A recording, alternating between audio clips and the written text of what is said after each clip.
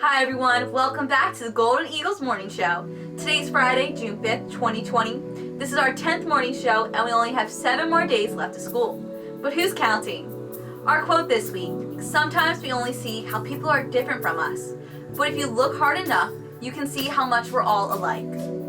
Dr. Birnbaum sent out a letter in response to the recent events. She states, at Lenape Regional High School District, we stand in solidarity with all those grieving, aware that their grief is not new, and find a slither of hope, knowing that we can influence the hearts and minds of our students who will help unify us. Seneca students, please check your email and fill out the survey for information on dropping off and picking up school materials. Starting next week, seniors will have scheduled times where they can drop off materials and have their senior items, including a cap and gown, distributed to them. The People's Choice Awards ceremony aired last night at 7 p.m. on YouTube.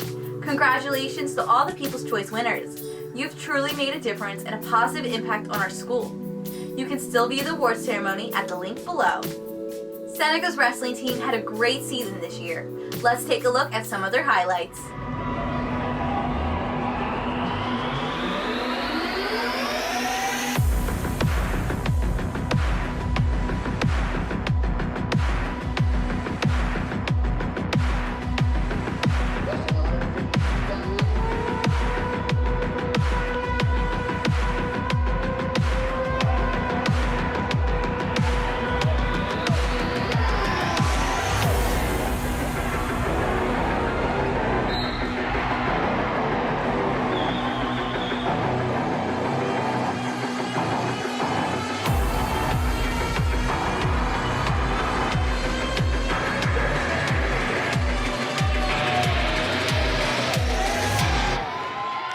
Our senior highlights this week. Our first senior is Calvin Gibbs. Calvin's greatest memory is being a part of the Walk Under Our Stars. He states how it was so much fun getting to stay up all night and being with his friends. Calvin's favorite things about Seneca was being able to hang out with his friends and the therapy dogs during lunch and learn. Calvin is most proud of earning his high school diploma from Seneca and plans to work hard to become even more independent. During this time, Calvin's been doing his online classes and lessons with his teachers and peers. Our final senior is Amanda Mcnally. Amanda is most proud of the friendships and connections she made throughout high school. She plans to run track and field at Rowan University. Amanda states how her favorite memories are the little things throughout high school, including yearbook photos, finishing tests, club meetings, and beating the buses. This week, I had the chance to meet with Miss Rominiecki. Let's see what she has to say.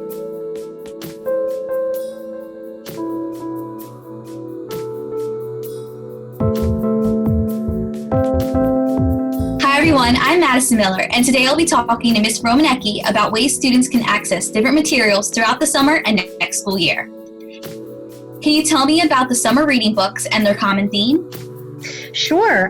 Thank you for having me today. The common theme of our summer reading books are better connections. We have a committee of teachers and administrators and librarians from all across the district who come up with a list of books that we want students to read, just choosing one of the books. And so as we start to talk about the books that we've read over the last year that we've really liked, a theme kind of connects, which is funny that I say that because the theme is better connections. And, you know, since we've had such a crazy end of the year, we really wanted to select a group of books that our students and our staff could read and find a character or a theme that they could connect to. And when we come back in September, talk about those books and say, here's how I connected to this character or theme. And, you know, just having that common connection of a book is so important. You know, I always say that books open windows to the world. And so that's what we're hoping to do with this selection. That's a great theme. And how many of those books are students required to read throughout the summer? They are required to read one, although AP English students will have some other readings that they have to do. Their teachers will let them know what they need to read.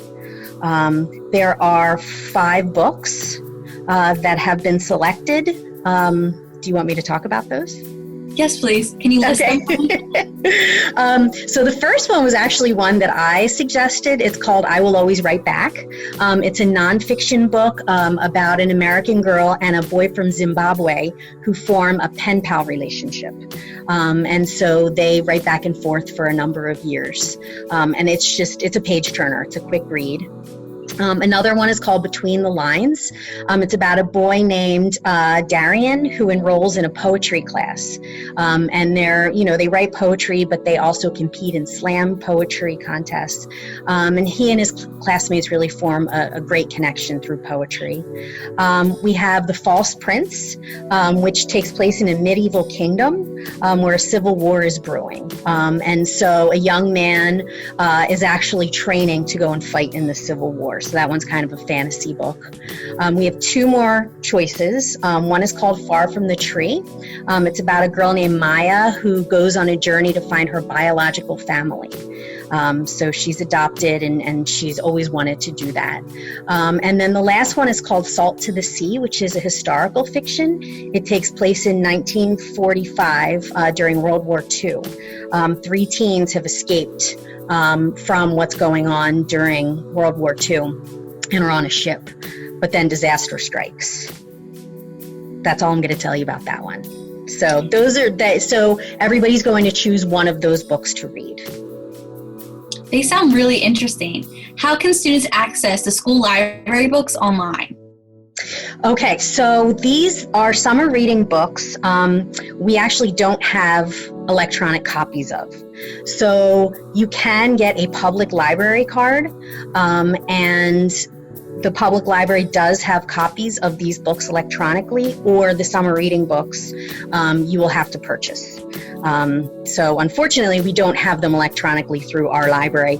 When we start school again, we will have copies of them in our library. So if you didn't get a chance to read, come on in September and we'll hook you up with one.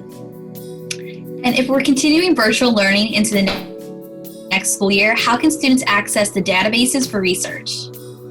Okay, so you can actually start using them now and all throughout the summer. We do have ebooks that are electronic, and we do have our databases.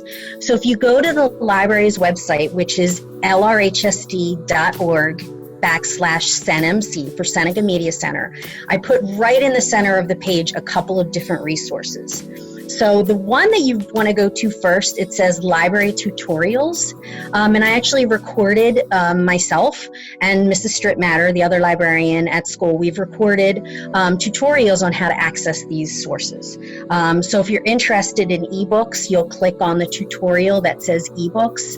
If you're interested in any of the databases, so if you want to find out how to use EBSCOhost or SIRS, you can click on all those different tutorials. And I have one for ebooks too. So when you go back to the library page, you'll see right in the middle of the page, I have a link for databases and I have a link for ebooks. So once you look at those tutorials, you can then use those resources. And they're available to you all summer and then again in September when we start school. And what do you miss the most about being in school at Seneca? Oh, there's so many things that I miss. I miss, number one, not having said a proper goodbye to everybody. I just feel like we all just kind of got thrown into the situation, and that's hard, when you prepare, this time usually during the year we're all sentimental and we're saying goodbye and we're excited for the seniors, and we know that the end is coming, and so I'm sad that we didn't know that the end was coming for us. Speaking of seniors, we're in a very unique position in the library. I know guidance is the same, and the nurses, we get to see you guys from the time you're little freshmen until you're seniors and you're adults and you're going off to college. So not getting to have those final goodbyes is really heartbreaking. And so, we've all, I'm sure, had to deal with those feelings of not being able to say goodbye. And is there anything else you want to talk about or let the students know? Yeah, I just, as always, I want everybody to keep reading. I think that's really important. Keep analyzing, keep questioning, take time to form your own opinions, and that's done through reading and done through research and using sources that we can trust to be accurate. that's something that's really important to me to stress. Reading is a window to the world, and I really want us to open that window. I love that. Thank you so much for joining me today, Ms. Rominiecki. Thank you. We're now going to send it to our final episode of the Call of Duty.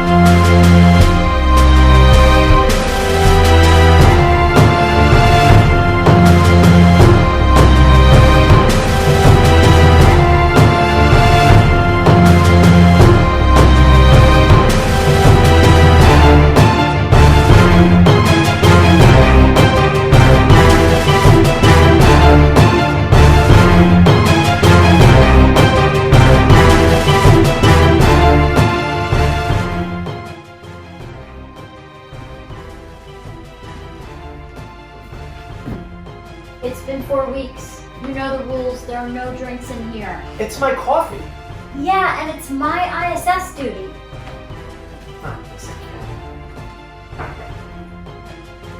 Seriously, Dave? Put your hood down and find something to work on.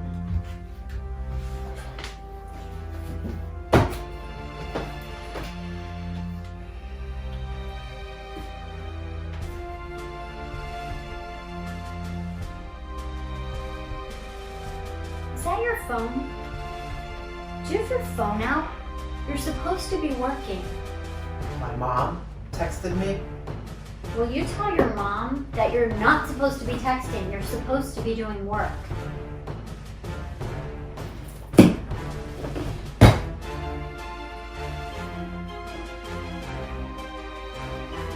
Pick your head up, please.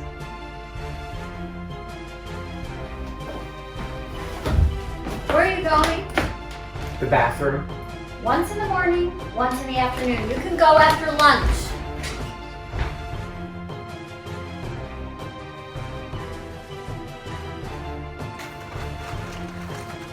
All right, guys, lunch is almost over. What? Put your trash away. There's like 3 minutes left. Trash away. Come on. Like, man, you're Did you give me a hall pass? Nope. What? Can't be late. Come on, you can't be late to your class. Throw your trash away. I cared about me. Food Mommy! with you.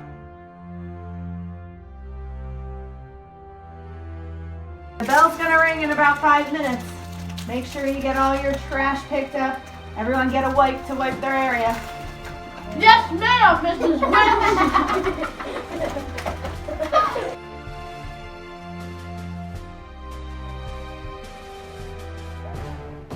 All right, welcome to study hall today.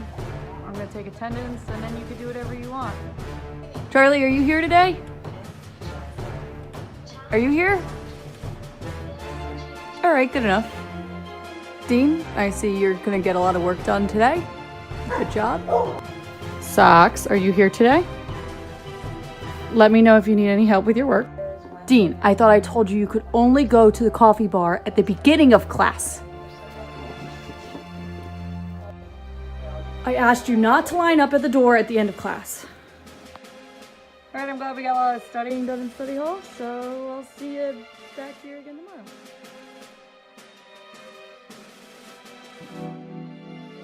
Thank you so much for watching the 10th episode of the Golden Eagles Morning Show. I'm Madison Miller, and we only have one more show to go.